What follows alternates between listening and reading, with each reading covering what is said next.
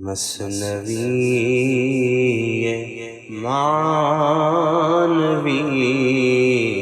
پیر روم،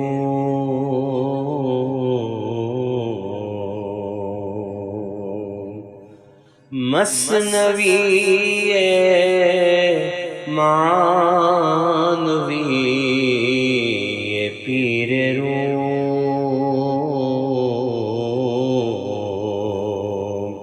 ہست گنج راز عرفان و علوم۔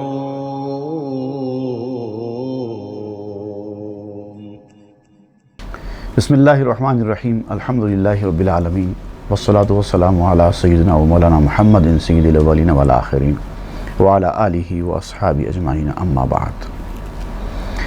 گزشتہ کے درس میں ہم پڑھ رہے تھے کہ مولانا روم نے اس بات کو واضح فرمایا تھا کہ اگر کوئی مرد خدا نہیں ہے، اللہ کے راستے کا مجاہد یا اللہ کے راستے کا راہ رو نہیں ہے، اس میدان کا نہیں ہے، تو وہ حقیقت میں مرد نہیں ہے۔ بھلے ہی اس کو کتنا عروج مل جائے، کتنا ہی دنیاوی اعتبار سے وہ ترقی کر جائے، منصب مل جائے، پیسہ مل جائے، شہرت مل جائے، جو چیز ہے دنیا میں اس کو مل جائے، طاقت و توانائی مل جائے، علم و ہنر مل جائے دنیاوی اعتبار سے، تب بھی وہ ترقی کرنے والا ظاہری طور پر ہونے کے باوجود بھی وہ ترقی کرنے والا نہیں ہے۔ ایک پرچم ہوتا ہے جو فقراء کے پاس ہوتا ہے، وہ ان کا پرچم ہی ان کی شناخت ہوتی ہے، لیکن ایک وہ فقیر جو مانگنے والا ہے اس کے پاس بھی ایک پرچم ہوتا ہے۔ آپ کہتے ہیں جیسے اس حقیقی فقیر کا پرچم اس مانگنے والے فقیر کا، جس کو گداگر کہتے ہیں، ایک جیسا نہیں ہوتا، یہ مانگنے کے لیے استعمال کیا جاتا ہے۔ تو اسی طریقے سے ان دونوں کی ترقی بھی ایک جیسی نہیں ہوتی۔ ان کی ترقی صرف ظاہری ترقی ہے اور صرف دکھاوا ہے، اندرونی طور پر ان کو کچھ بھی حاصل نہیں ہوا۔ اسی لیے ایسے لوگوں سے ڈرنا نہیں چاہیے، ان سے مرعوب نہیں ہونا چاہیے، ان کو زیادہ اہمیت نہیں دینی چاہیے۔ اس کا ذکر کرتے ہوئے آپ ایک حکایت بیان کر رہے ہیں ایک بچے کی، جو کسی انسان، طاقتور انسان، پہلوان ٹائپ کا انسان، خوبصورت، اونچا پورا، اس سے اکیلے میں اس کی ملاقات ہو گئی، ایک ایسے مقام پر جہاں پر ان دونوں کے سوا کوئی نہیں ہے۔ ایسے مقام پر وہ نوعمر بچہ گھبرا جاتا ہے اس آدمی کو دیکھ کر۔ تو اب وہ آدمی اس کو تسلی دیتا ہے کہ تجھے ڈرنے گھبرانے کی ضرورت نہیں ہے، میں تیرا کچھ نہیں بگاڑ سکتا کیونکہ میں نامرد ہوں۔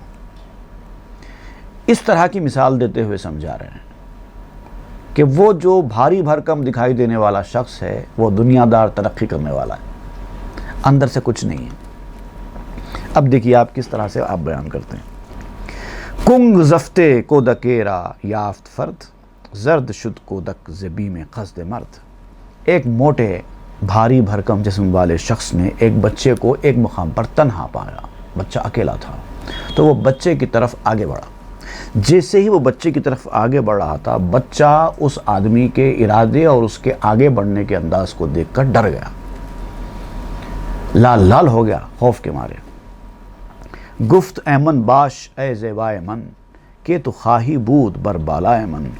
تو اس موٹے بھاری بھرکم انسان نے اس بچے سے کہا کہ اے میرے حسین لڑکے، تو مت ڈر، تو مطمئن رہے، تیرا وجود ظاہری طور پر اگرچہ کہ مجھ سے کمتر ہے، تو طاقت اور توانائی میں ظاہری طور پر اگرچہ کہ مجھ سے کم ہے، لیکن حقیقت یہ ہے کہ تو میرے اوپر ہوگا۔ اب دیکھیے وہ اوپر ہونے کا جو مفہوم ہے وہ آپ آگے بیان کریں گے۔ من اگر ہولم مخنث دامرا، ہم چو اشتر بر نشی میرا مرا۔ میں اگرچہ کہ ڈراؤنی ہوں، اس حلیے کا ہوں کہ لوگ ہیبت کا شکار ہو جائیں مجھے دیکھ کر، وہ طاقت، وہ توانائی، وہ بلڈ وہ میری ہے، لیکن مجھے ہجڑا سمجھو، کیونکہ یہ جو دکھائی دے رہا ہے میرا، یہ سب ظاہری ہے۔ بہت سارے لوگوں کو آپ دیکھتے ہوں گے بہت بھاری بھرکم اونچے پورے ہوتے ہیں، لیکن طاقت نام کو نہیں رہتی، کوئی چیز ٹھیک ڈھنگ سے پکڑ بھی نہیں سکتے. نظر آنے میں تو ایسے لگتے ہیں کہ جیسے کوئی پہلوان ہو. اور کچھ لوگ ایسے بھی ہوتے ہیں جو نہایت دبلے پتلے، ہڈی اور چمڑا، اس کے علاوہ کچھ نہیں، ویسے ہوتے ہیں، لیکن ان کی طاقت، ان کی ٹیکنیک ایسی ہوتی ہے کہ کوئی ان سے مقابلہ نہیں کر سکتا. جیسے کہ عالمی سطح پر ایک بہت بڑا فندان تھا بروس لی، کتنا دبلا پتلا تھا، لیکن کون ٹک سکتا تھا اس کے سامنے. تو آپ یہاں یہ بتا رہے ہیں کہ ایک ظاہر ہوتا ہے، ایک باطن ہوتا ہے. ہم چو اشتر برنشیں میرا مرا، تو میرے اوپر ایسے بیٹھ جا جیسے کہ تو کسی اونٹ کے اوپر بیٹھتا ہے. میں اسی کام کا ہوں، میں تیرے اوپر نہیں، تو میرے اوپر ہے. مجھے ایک سواری کی طرح ٹریٹ کر، کیونکہ میں تیرا کچھ نہیں بگاڑ سکتا. صورت مرداں وہ مانا ای چنی، از بروں آدم دروں دیوے لائیں. یہ بڑا اہم شعر ہے، اس کو روزمرہ کے مقامات پر بھی آپ استعمال کر سکتے ہیں. صورت مرداں وہ مانا ای چنی، از بروں آدم دروں دیوے لائیں.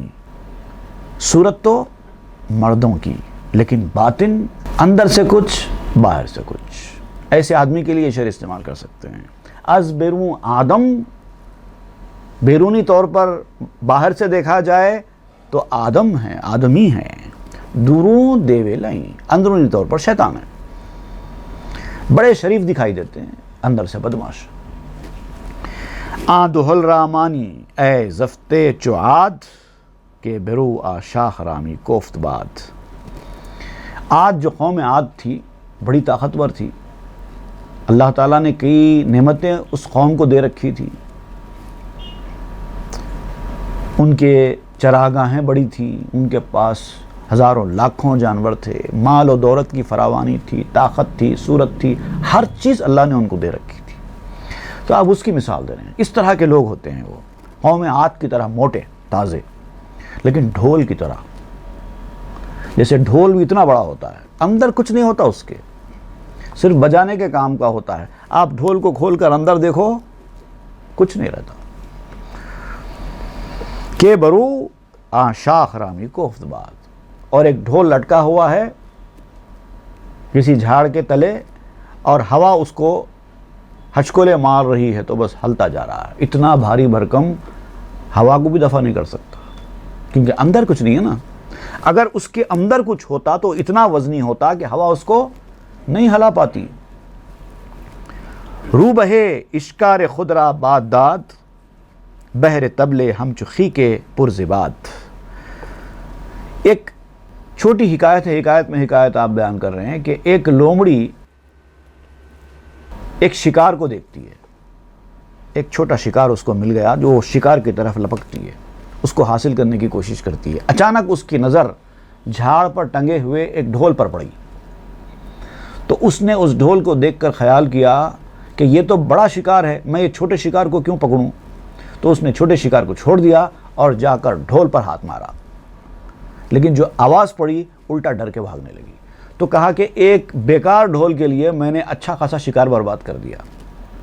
وہ کیفیت ہوتی ہے جو لوگ دنیا دار لوگوں کے پیچھے، جاہ و ثروت والوں کے پیچھے بھاگتے ہیں، ان کی یہ کیفیت ہوتی ہے. ڈھول کے پیچھے بھاگے، اندر نکلا کچھ بھی نہیں. جو ملنے والا شکار تھا وہ بھی ہاتھ سے چلا گیا.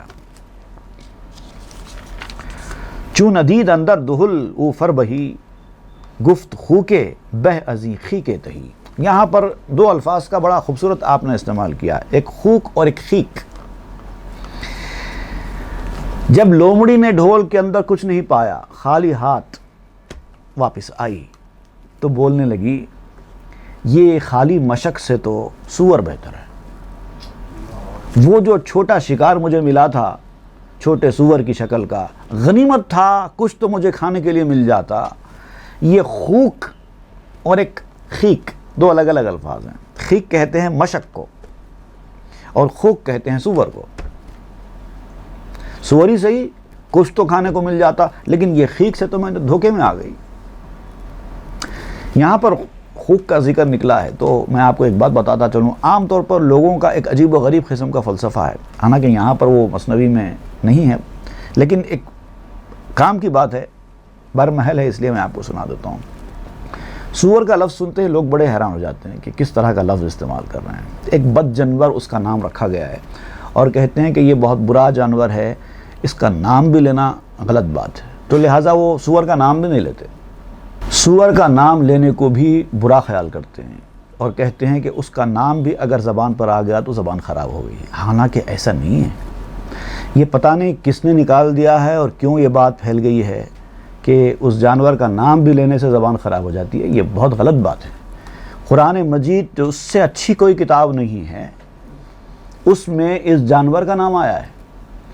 ہم لوگ ہماری زبان میں سور کہتے ہیں اور عربی میں خنزیر کہا جاتا ہے۔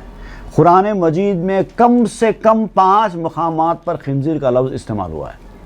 اگر یہ اتنا برا جانور ہوتا کہ اس کا نام لینا بھی گوارا نہیں ہوتا، اللہ تعالیٰ کیوں لیتا؟ 5 مقامات پر خنزیر کا نام آیا ہے بعض وقت قرآن مجید میں۔ سب سے پہلے سورہ البقرہ میں آیت نمبر 173 میں اللہ تعالیٰ نے فرمایا انما حرم علیکم المیتۃ والدم ولحم الخنزیر۔ اس کے بعد پھر سورہ المائدہ میں آیت نمبر 3 حرمت علیکم المیتۃ والدم ولحم الخنزیر۔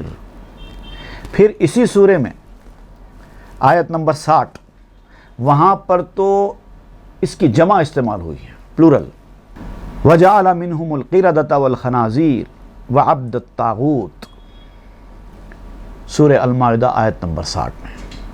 پھر اس کے بعد سورہ النحل میں 115 آیت نمبر میں آیا ہے انما حرم علیکم المیتۃ والدم ولحم الخنزیر۔ اس کے بعد پھر سورہ الانعام میں آیت نمبر 145 میں بھی آپ کو ملتا ہے الا ان یکون میتۃ او دما مسفوحا او لحم خنزیر۔ تو اگر یہ نام کا استعمال ہی برا ہوتا تو اللہ تعالیٰ یہ لفظ قرآن مجید میں استعمال نہیں کرتا۔ اب جہاں تک خنزیر کا یا سور کے لفظ کا تعلق ہے، اس سے کوئی فرق نہیں پڑتا، کسی بھی زبان میں نام الگ ہی ہوتا ہے۔ عربی میں خنزیر ہے، اردو میں سور ہے، انگلش میں پگ ہے، مختلف نام ہوتے ہیں۔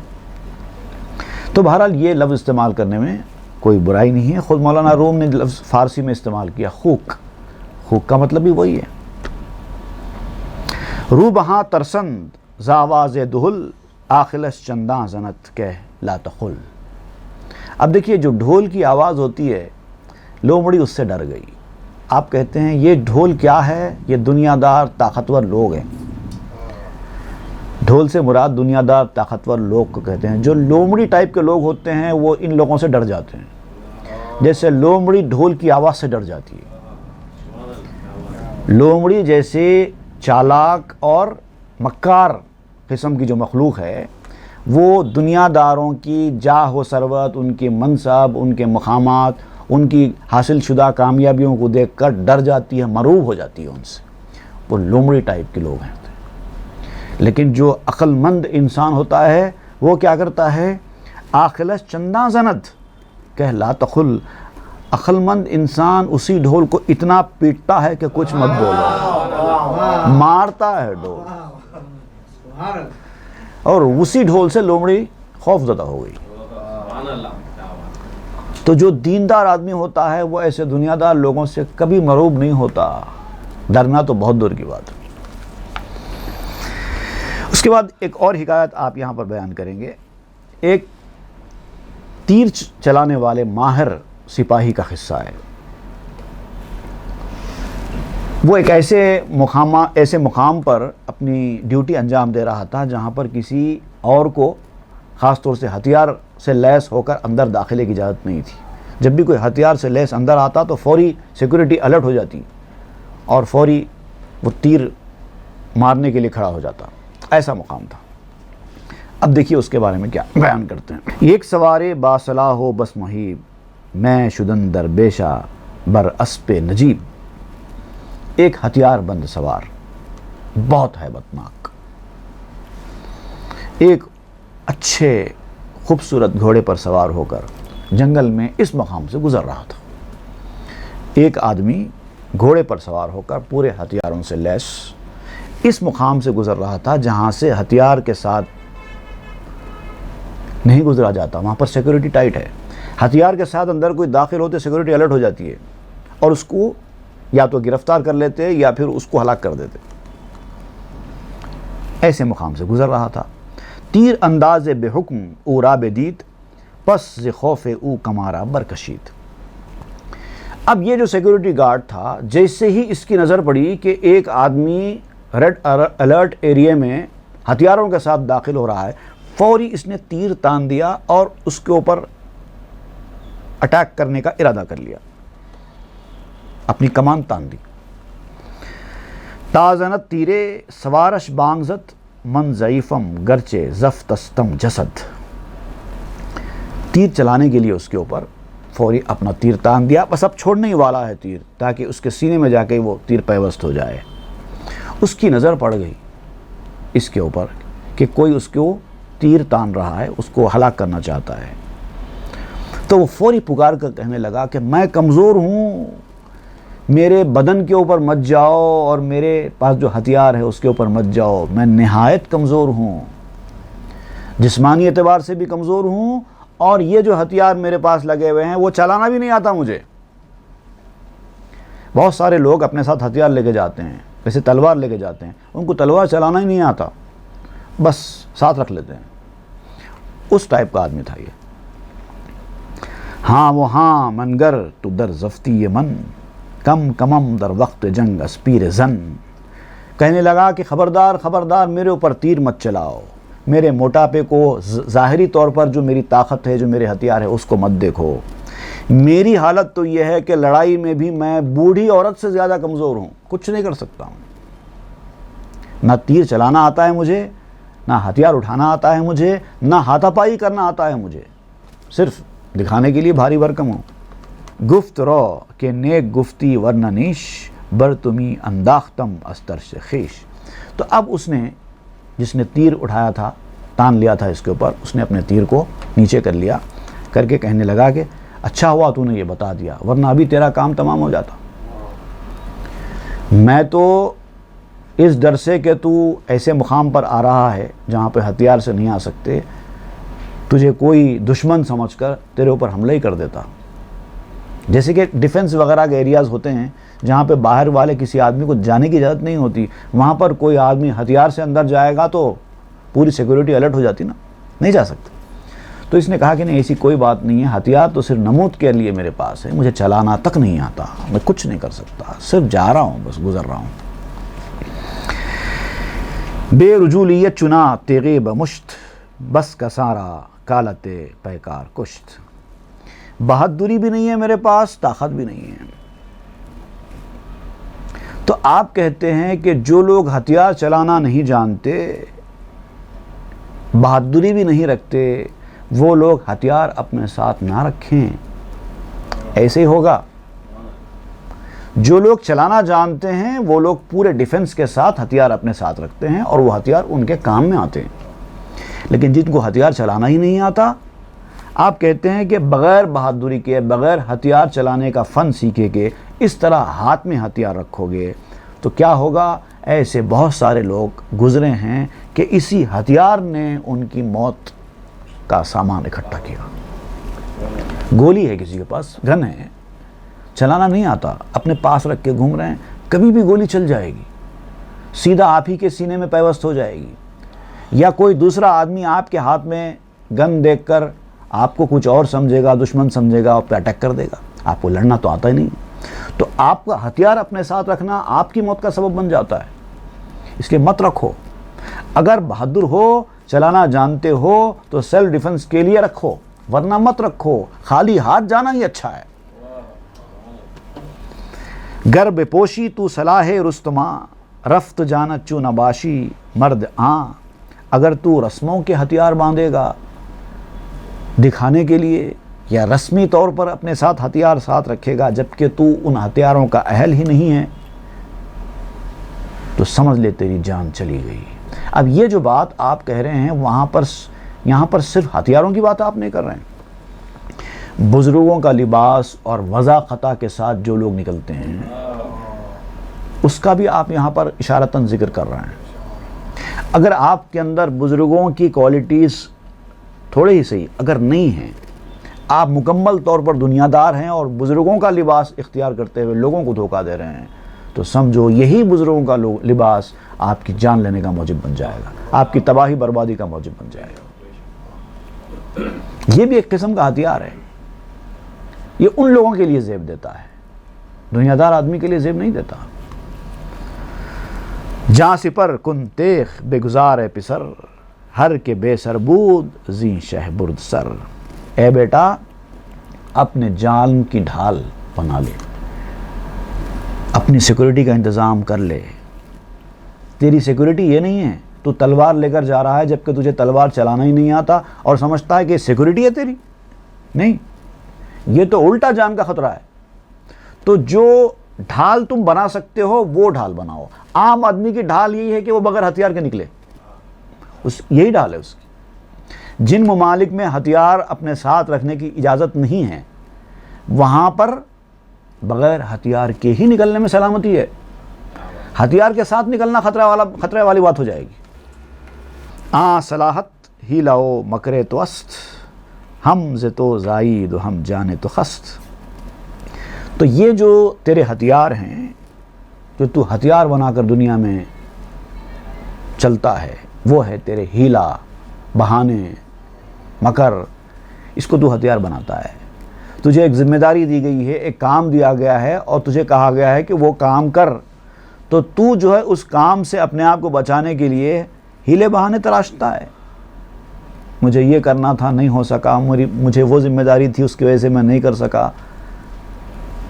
یہ سب تیرے ہتھیار ہیں جس کو تو اپنے ہتھیار سمجھتا ہے، لیکن یہ ہتھیار تیری جان لینے کا موجب بن جائیں گے۔ ہیلا اور مکر کو ہتھیار مت بنا۔ ہم ز تو زائید، یہ تیرے اندر ہی پیدا ہوئے ہیں، کوئی باہر سے تجھے ہتھیار ملے نہیں ہیں، تیرے اندر ہی پیدا ہوئے ہیں، اور اسی نے تیری جان کو برباد کر دیا ہے۔ ہیلے مت بنا، بہانے مت بنا، جو ذمہ داری دی گئی ہے کسی حالت میں پورا کر۔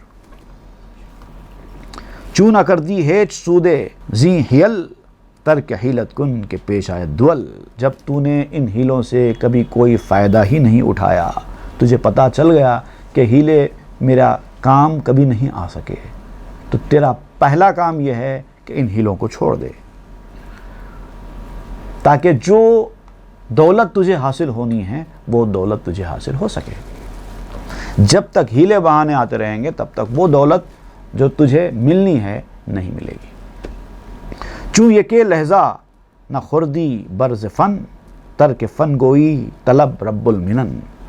جبکہ ہیلے سے تو نے ایک لمحہ کے لیے بھی اپنا جو پھل ہے کھانے کا وہ نہیں کھایا، جو پھل تجھے کھانے کے لیے کہا گیا ہے تو نے ہیلے بہانے بنا کے وہ پھل نہیں کھایا، اپنے آپ کو اس پھل سے تو نے ہیلے بہانے بنا کر محروم کر دیا۔ نقصان کس کا ہوا؟ تیرا خود کا ہوا۔ تو آپ کہتے ہیں ترک فن گوئی، تو اب ہیلے بنانا چھوڑ دے، طلب رب المنن، اور رب المنن کو طلب کر۔ سبحان اللہ۔ اب اس کے سامنے کوئی ہیلے کام کے نہیں ہیں، کوئی بہانے کام کے نہیں ہیں، یہ سارے بہانے تجھے پیچھے کرنے کا ہی موجب بنیں گے، رستگاری نہیں ہوگی، اپنی ذمہ داریوں سے بچنے کا ذریعہ نہیں بن سکیں گے یہ ہیلے۔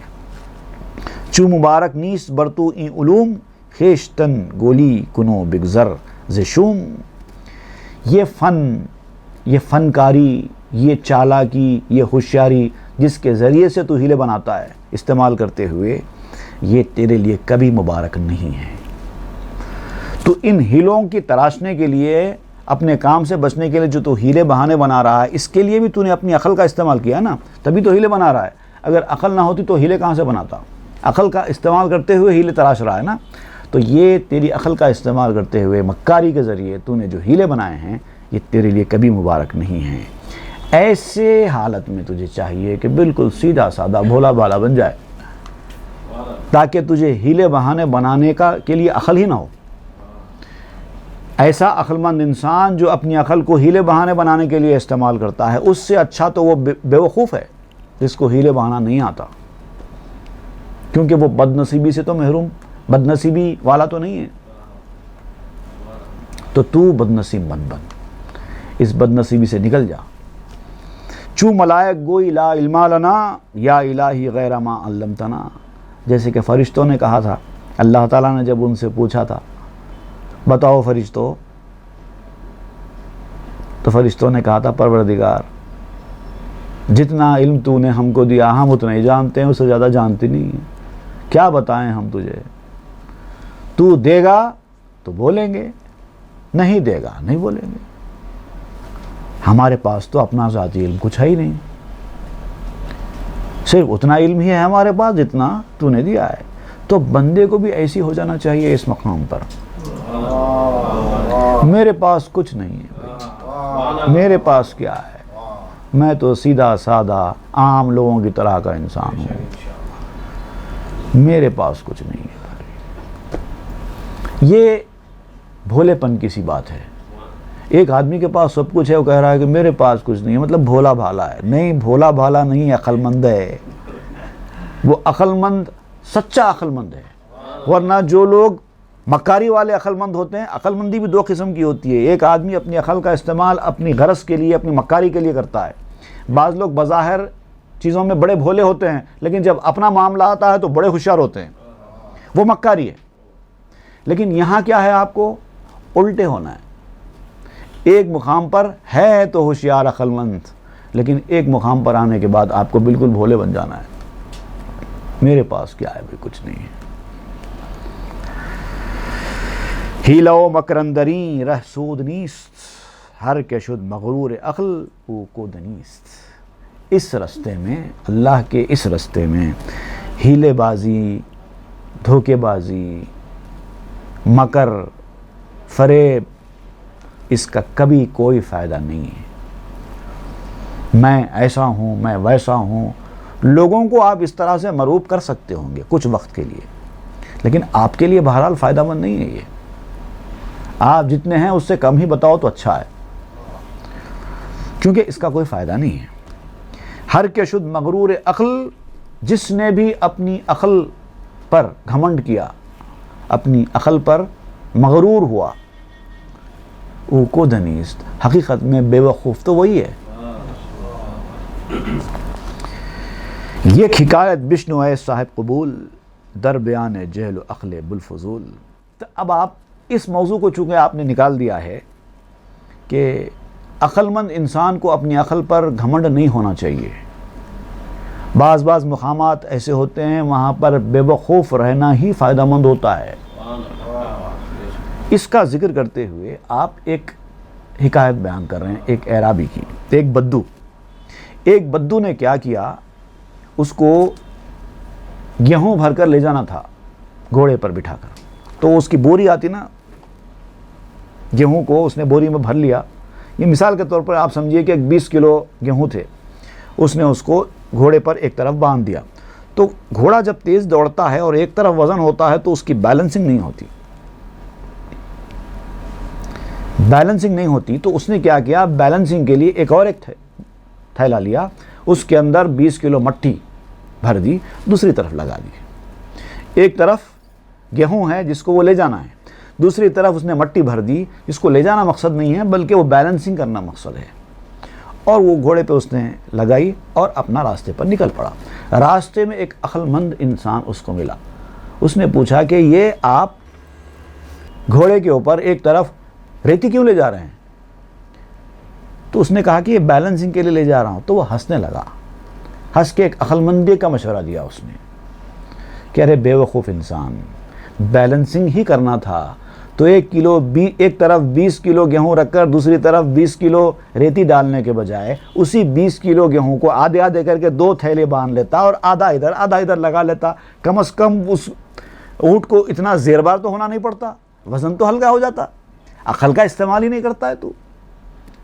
یہ ہے اصل واقعہ. اس سے ہم کو کیا سبق حاصل ہوتا ہے اس حکایت سے، اور کیا مولانا روم بیان کرنا چاہتے ہیں، وہ انشاءاللہ ہم آئندہ کے درس میں پڑھیں. وصلی اللہ تعالی علی خیر خلق سیدنا محمد وآلہ واصحابہ اجمعین والحمد للہ رب العالمین. مثنوی معنوی پیر روم،